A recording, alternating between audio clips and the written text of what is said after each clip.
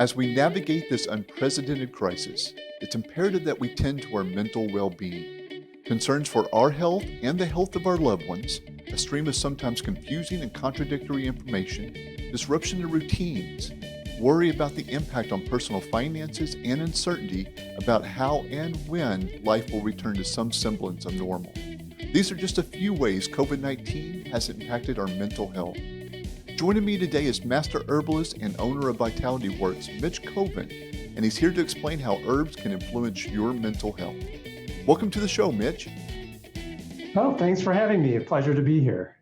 Well, I'm so excited to have you here today because this is where we can have that conversation about how herbs can really help in regards to stress and anxiety, because we know long before pharmaceutical medicine, there were herbs, right? Always, every culture, everywhere, herbs have always been around and still are primary sources of wellness and healing in certain cultures. That's right. Yeah. So if you would, Mitch, let's start by giving us a little bit about your background and how you got into owning one of the best herbal companies in the world.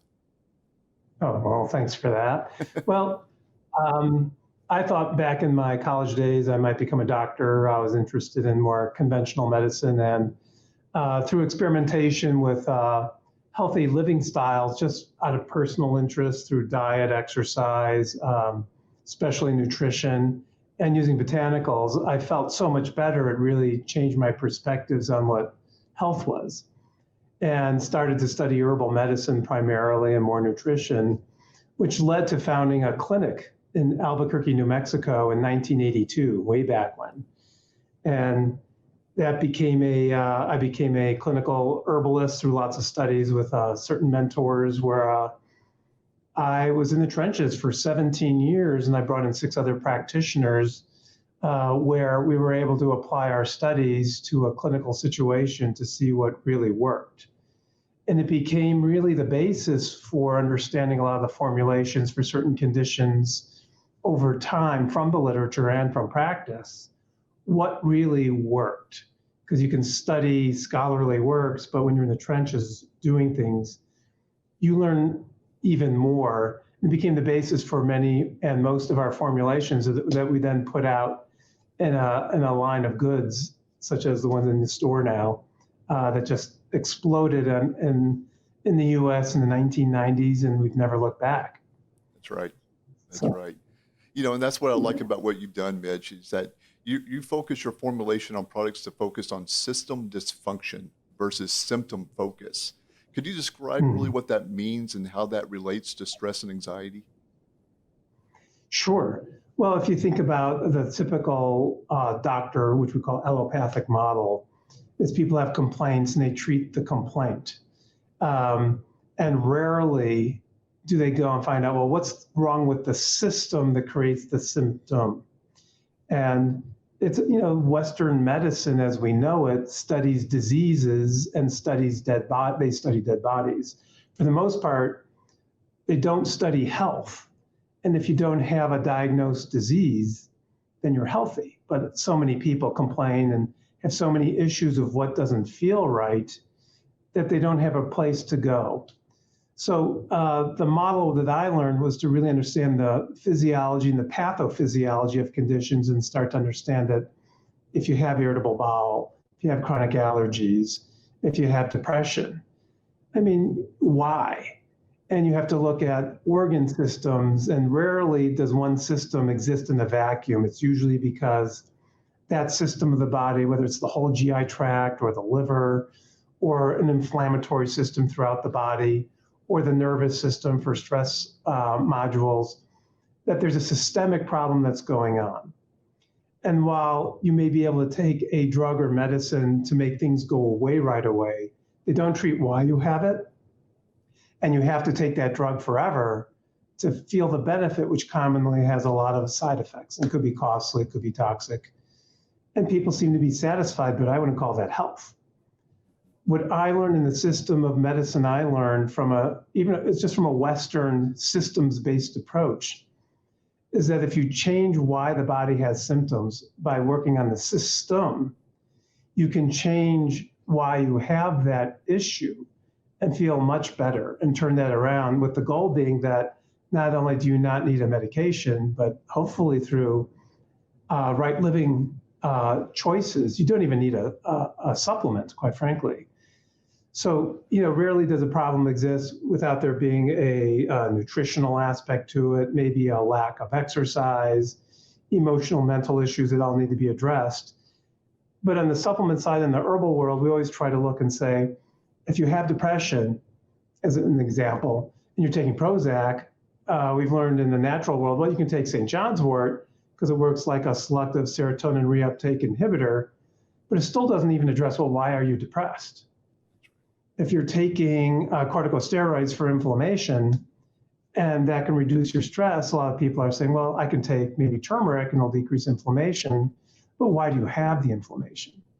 And so we look at long-term things to do and treat why that system is creating this imbalance in your body and treat that. And commonly, it's something that you were born with. It's in your DNA, what's chronic for you.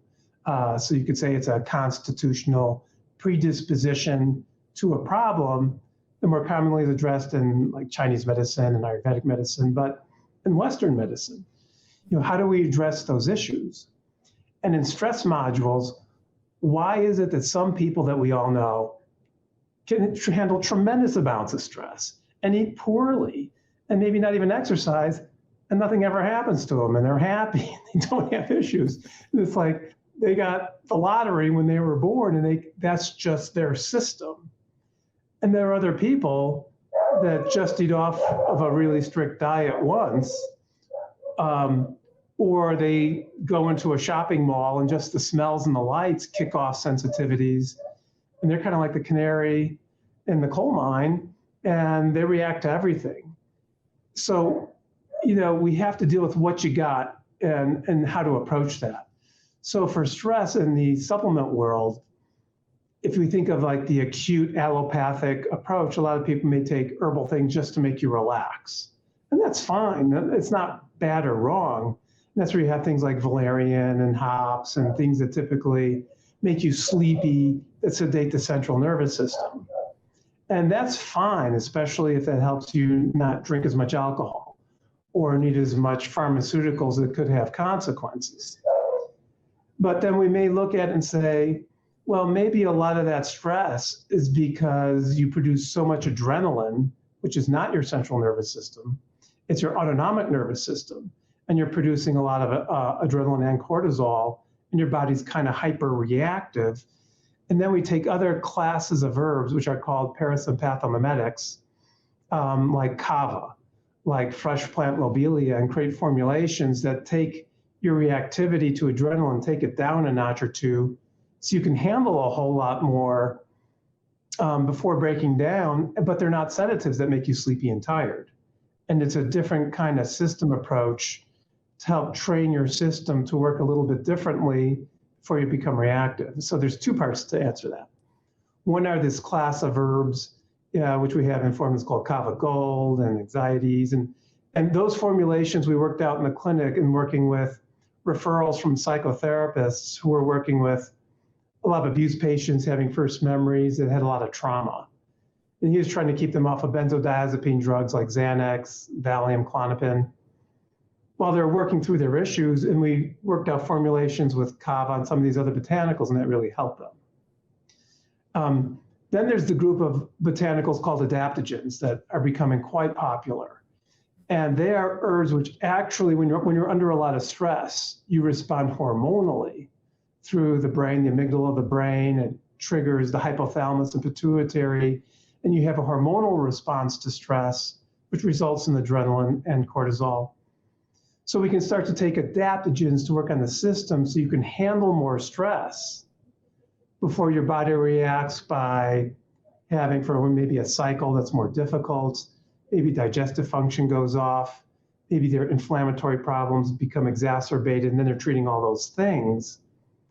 But if you can modulate how your body responds to stress with adaptogens, then you can handle a lot more and those other things don't happen. And those are herbs like our Adrenal RX formula, like rhodiola, American ginseng, cordyceps, ashwagandha is the king queen right now. That's right. They really work. But what people have to realize, they don't sedate you. They don't treat the stress. They treat how your body responds to stress. You need to take them for a while, 1 to 3 months before you say, have I improved how to respond to stress? I don't have those chronic achy things that happen to me. By taking it every day, your body changes how it responds really from a system basis. So I hope I'm answering your question. No, that's what I love about it, Mitch. The system approach. You're looking at the multiple systems that are involved when, in this case, when people are under that stress or having the anxious feelings, you're hitting it from many, many angles. It's not just taking ashwagandha like you're saying. And that's why I love about what you did in your formulations of combining many different herbs to focus on multiple systems in many ways, right? Yeah, that's exactly right, because rarely does one botanical, which works through certain chemical pathways. I mean, herbs have active ingredients in it, just like oranges have vitamin C and other good nutritional things in it. Herbs have compounds that do things to you. And so when you're trying to treat a system dysfunction, usually you need different herbs that do different things to work three-dimensionally and from multiple approaches to change that system around. Just like you think if you're out of shape and you're tired, you can't exercise once. You can exercise for a week. You can exercise for a month. But if it becomes part of your lifestyle and you're doing it all the time, that's where you see the most gain. And it takes a while, just like it takes a while to become less well, it takes a while to become well. And, it becomes part of a lifestyle. So they need to be taken on a regular basis most commonly. Well, speaking of less well, it may be too early to say this, but coming out of this sort of post-era of COVID-19, we're seeing a lot of things, a lot of emotions, a lot of ups and downs, the mood swings, the anxiety, sleeplessness.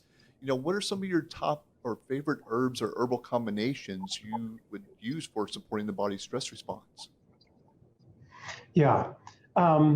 Again, I got to talk about two different things.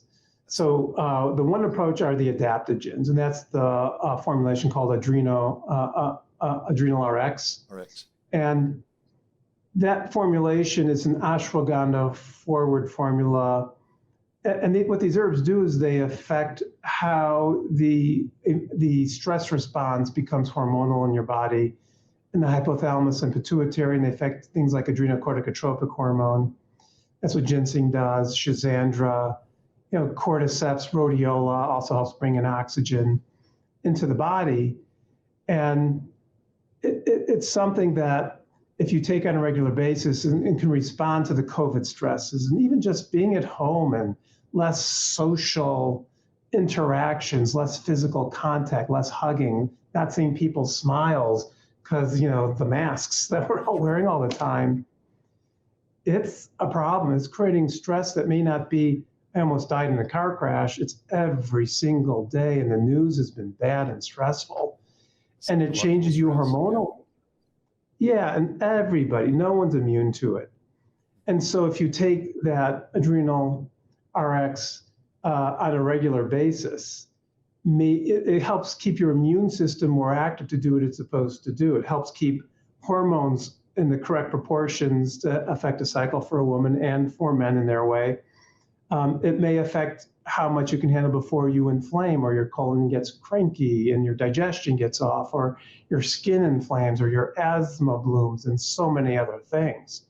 It really is a system approach that, to me, more people have the impact of health from stress than they do from true vitamin deficiency. And so many people take multivitamins, but people don't really have scurvy, rickets, and beriberi, which are the true vitamin deficiencies. I mean, we may take vitamins to have a big effect for health reasons, but I think we underestimate as a culture stress. And maybe that's why yoga is so popular, and meditation and exercise, because it helps, of course.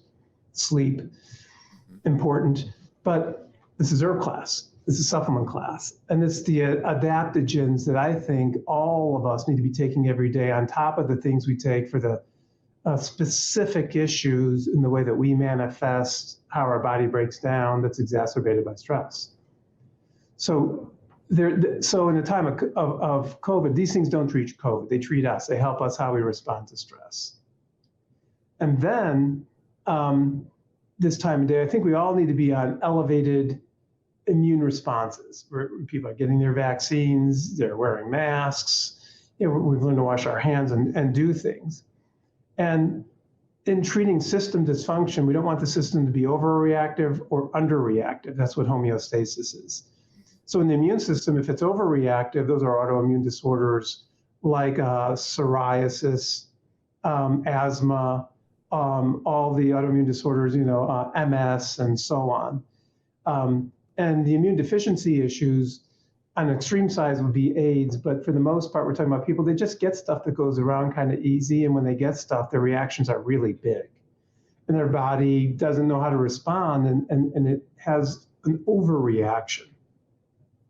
So we have a product called ImmunoWellRx that puts together the best of different worlds of keeping your body on heightened immune response all the time.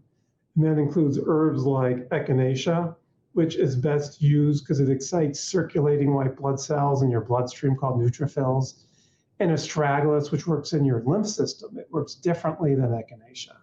So it boosts lymphocytes, natural killer cells, T cells, to become more aware of when something's in your body that shouldn't be there. While echinacea and both astragalus don't kill things, they help your body be on alert to work how it's supposed to work, so that buggers, whether they're viruses, bacteria, and other things, can't replicate as fast and get a foothold to where you go into secondary symptoms and have a big reaction. So, and it has some other herbs in it that support those two. They're the king and queen. It has medicinal mushrooms in it, maitake and shiitake, high in beta glucans, which also have that kind of action in the body, plus a few others. So to me, how long do we need to take it? Well, there's variants that are happening. This is a long haul problem for a lot of us. It's going to go on for a good part of the rest of our lives. So it's not something you take when you're sick, because then you got to treat, the symptoms that you have in an acute way. The ImmunoWellRx will help the immune system stay in better alert. And the Adrenal RX treats, how your body responds to stress, because the immune system does not like stress. And it tends to go wonky on the autoimmune side, where it's elevated, or deficient when you tend to be more susceptible to things. And just like people say, when did you get sick? Oh, I've been crazy at work. I'm not sleeping well. I'm going through emotional stuff with my family and my loved ones. I got worn down and then I got sick. Those buggers were around all the time, but that's when you got sick, because you got worn down. So that's a good illustration in our vernacular how an adaptogen can be helpful, like Adrenal RX with ashwagandha and those other botanicals. And in combination with ImmunoWellRx, it works differently in a different system. Together offers a lot of healthy protection for so many things. And that's because we know how important, how stress affects our immune system, like you said. If we're all under this constant stress of COVID for a whole year now, that's going to impact our immune system, and that's why it needs that kind of support. So what I hear you saying is it's best to take that Adrenal RX with something like ImmunoWellRx to support both those systems, correct? Correct. And one of my takeaways, I saw in the clinic, 8 hours a day of clinic, 5-6 days a week, 17 years, and other practitioners where we collaborate. And there's no question that for almost every condition, the more stress people had, the worse their condition was. So I don't care if it was chronic urinary tract infections, sleep issues, emotional mental issues, digestive issues. If anybody can get on top of stress and work through that system, everything else seems to become less acute. I mean, how many people come in to the store and complain and say, gosh, I've got all these problems, I'm too relaxed. That just doesn't happen. That's so true. It's a domino effect. Yeah, I thought you talk to people and say, well, you have a lot of stress. And they may say, oh, no, I'm normal. Well, normal is a lot of stress. And then you can say, well, do you think a lot? Oh, all the time. And I go to sleep and I can't turn it off and I'm worrying. And well, that's stress. And that has a chemical reaction in your body that makes everything not better, usually worse. And you can change how your body adapts to that stress while may not be able to change, the stress in your family, your job, financial issues, things you were born with. This will change how much your body can handle before it starts to break down. And that's so important. It is. And it's It's not talked foundation. about a lot. Yep. People talk, what supplements do you take for laxatives? Well, it'll just make me sleep now. What's good for depression now? What's good for you fill in the blank? Yeah.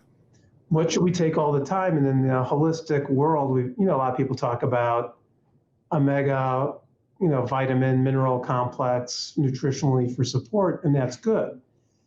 I would argue that if you eat a diet high in produce and you're eating really healthy, good foods all the time, you may not even need that. That's right. But the stress that you have is chronic. I mean, you turn on the TV and watch the news, and my goodness, it's intense.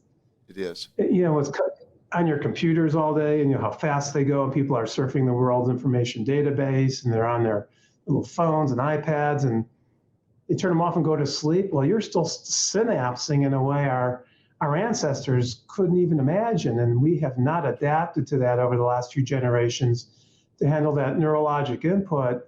We are breaking down faster because we haven't had a million years to adapt to it yet. Exactly. So That's very true.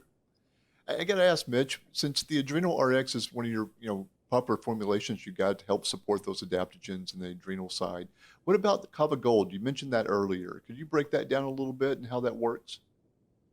yeah, thanks for bringing that up. So Kava is different than what I talked about. So what Kava does, people think of Kava as relaxing and I feel good. So one way to talk about supplements is, what are they for? So Kava relaxes you and makes you feel good. I prefer to talk about them in terms of what do they do in your body? And then you can kind of talk about what they're for. What Kava does is it decreases adrenaline, period. So what is that good for? Well, when you're under stress, your body releases adrenaline to go in fight or flight mode to respond to the stress at hand. But commonly, you don't need to be doing that because you're just watching TV or it's family, it's life. So by decreasing the adrenaline, and that's the main herb in there, plus a couple others to support it through different chemical pathways, more blood will go into your deeper organs, so you make more digestive enzymes. And when you make more digestive enzymes, you'll have more bowel function and regulate just having bowel movements. And that's better than taking a laxative. If you do that, your blood pressure comes down. If you do that, your heart rate, your respiratory rate comes down. When you decrease adrenaline, blood comes away from your musculoskeletal tissue because you're literally in the fight or flight mode and you're tight in your shoulders and back. And blood comes away from there and goes into those deep organs, digestive organs, liver, pancreas, stomach, intestines. And your musculoskeletal tissue relaxes. Your blood sugar balances. You're able to tell night from day and you produce better melatonin, so you sleep better. The inner chit chat starts to slow down so that you can sleep better and relax better.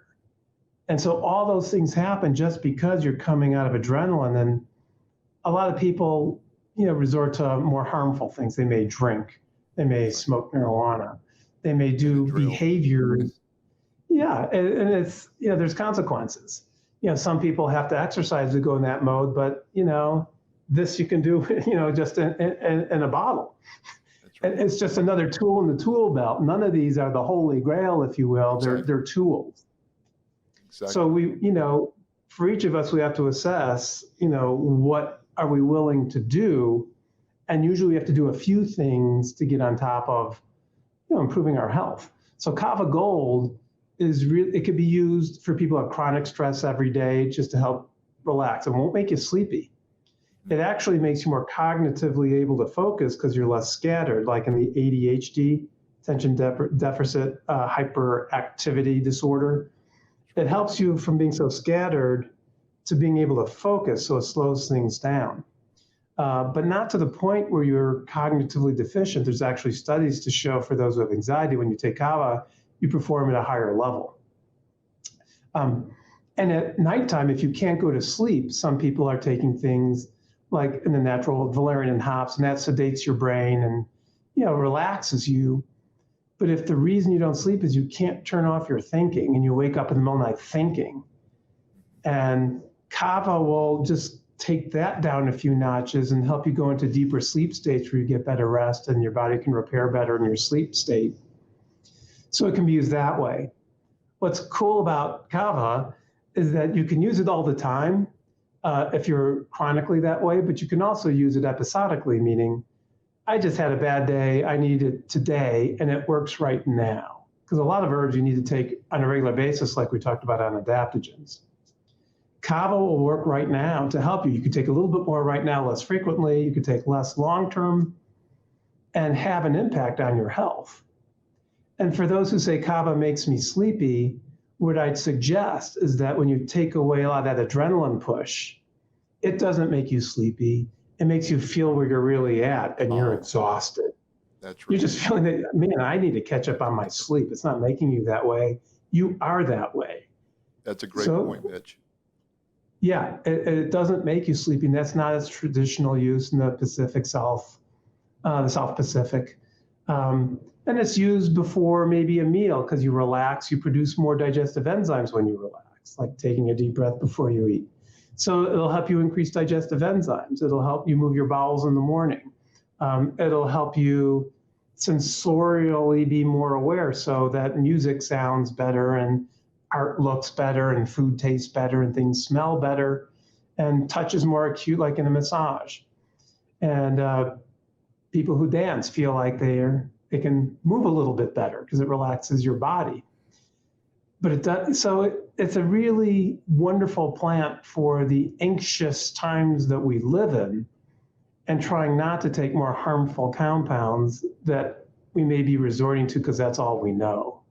That's right. And the historical information about Kava that came out about 20 years ago about being problematic for your liver, which I want to address, came out of adverse events reported in Germany.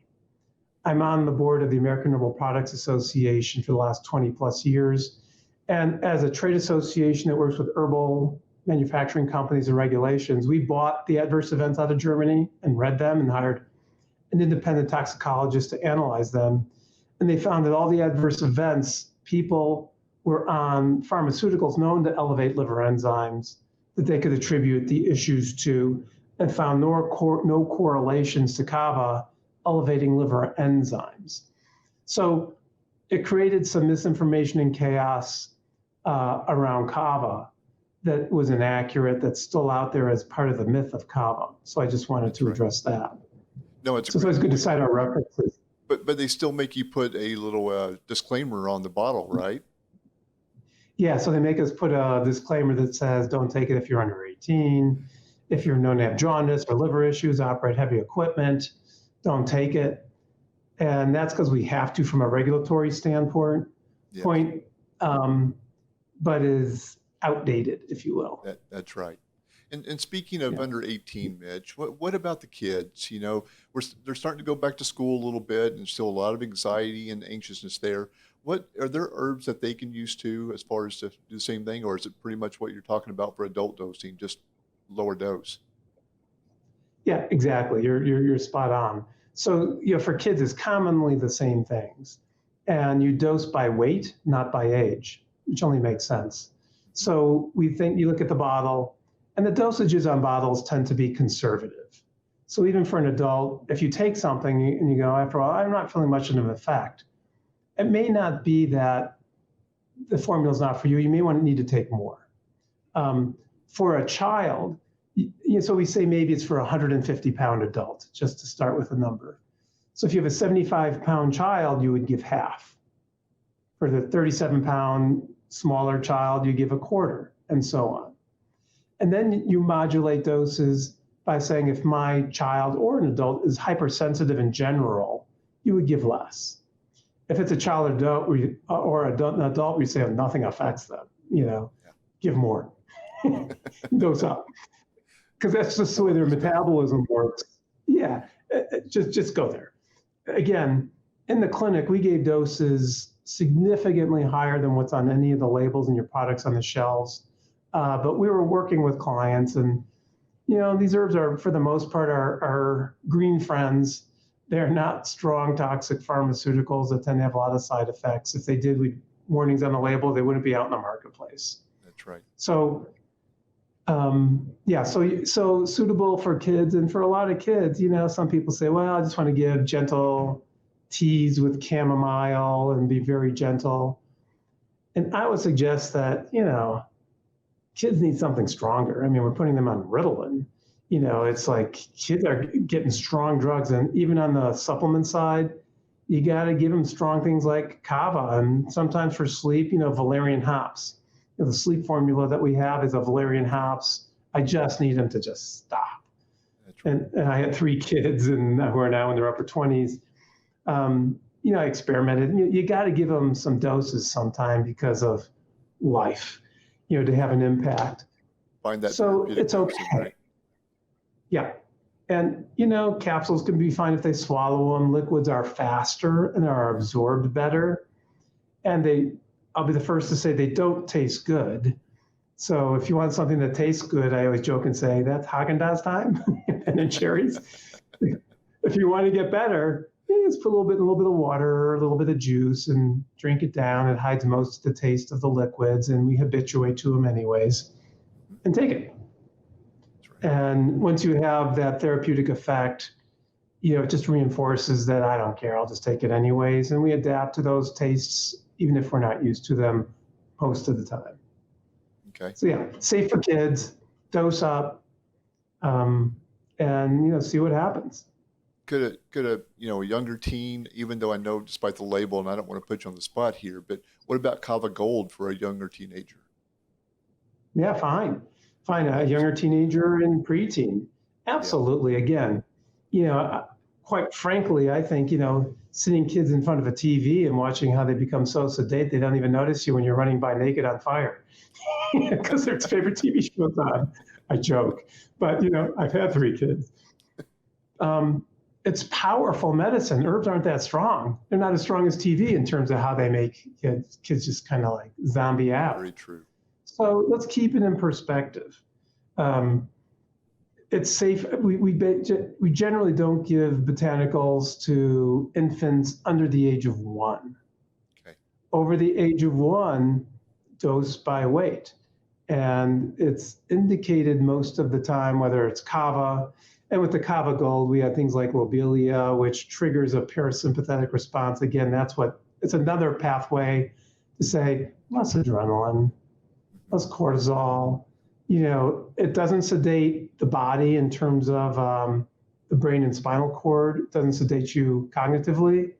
It takes away that H part of ADHD. It sedates that adrenaline crazy stuff. And underneath that, in the day, most people, they're just normal and can focus. So it's suitable for school. It's suitable for work. It's suitable for human interaction. And I prefer that approach more than the sedatives, again, which would be like the sleep formula that has valerian, hops, skullcap, St. John's wort, because they do make you sleepy. We call them hypnotics. So we save those for then, or if you're in pain and you're a little bit sleepy from it, who cares? If you're in a lot of pain, you can take some pain away. That's more the turf of the valerian hops kind of approaches. That's right. Exactly. Mitch, I sure appreciate you being here today. I could talk to you all day. I love hearing you talk about herbs. You've always taught me a lot over the years, and I appreciate that. And I really admire what you're doing with the company and why we put our name on your label as a private label, because we believe in your quality of herbs. So really appreciate you being here today, Mitch. Well, thanks. And I know you don't just put your name on anything. You do your part. It's a great partnership. And our job is to make sure we're getting great materials from great farmers and growers, extracting them correctly, formulating correctly, having therapeutic efficacy and some history behind them, and having your guys' competency in the aisle help educate people, doing events like this to get the information that's accurate and out there. That's right. Take the village. And so what you're doing is wonderful. One last question we get quite often, I would like for you to answer on this audio, is when they're looking at your liquid extracts and so forth, and they see a ratio of 1:2 or 1:5, can you sort of break down real fast what that means for people? Sure. It's a ratio. The first number is the weight of the amount of material we use. The second number is the volume of liquid, where a gram equals a mil. That might be too much. So a 1 to 2 is twice as strong as a 1 to 4. Because so just for perspective, but we also know those ratios can be confusing. So what we additionally add to the label is the amount of milligrams it takes to make that serving of the materials. So it's the same thing. So a 1 to 5 uses 200 milligrams to create that serving. A 1 to 2 would use 500 milligrams of material to make that serving. And that way you know the equivalency to maybe a capsule or another dosage form. But when you're using liquids, remember, the way we create the liquids is we extract the actives out of the fiber and connective tissue of the plant, essentially digesting them, so that when you take them, you don't have to digest them, you just absorb them. So it ensures faster absorption and more thorough ability to get the constituents, because when you take a capsule, which is great most of the time, you still have to digest the actives out of the connective tissue of that woody root or stemmy plant or flower, and then absorb the actives out of that thing just like food. So capsules are great if you don't want the taste, if it's particularly nasty tasting or travel, frequency of use. I take lots of capsules every day, and I take a bunch of liquids as well. So tangenting a little bit about your question on the ratio, but it's one way to compare them to capsules. The 500 milligrams in the serving of a Kava liquid compared to 500 milligrams in the Kava capsule, the liquid is more bioavailable and will absorb faster. That's right. That's why I'm a fan of liquids for that reason, just to makes it much faster to get the results you're looking for. So. And in the practitioner world, it's mainly liquids. In the history of Chinese medicine, Ayurvedic medicine, it was a lot of teas. So liquids have a strong, long history for a reason. That's right. Just getting our kids to take it, right? That's the hardest part. Yes, because you're just trying to get them to brush their teeth and they say, "Here, take this." Yeah, so pick your battle. You're awesome, Mitch. Thanks so much for being here today, and I hope to have you back soon. Love to. Thank you for doing this. It's a pleasure. I hope you enjoyed this episode of the Healthy Approach podcast. Like and share this podcast so we can keep sharing this information to as many people as possible. If you want to learn more about how herbs can support your mental health, go to sunflowershop.com, that's shop with 2 P's and an E, or visit us at one of our 2 locations in the Dallas-Fort Worth area.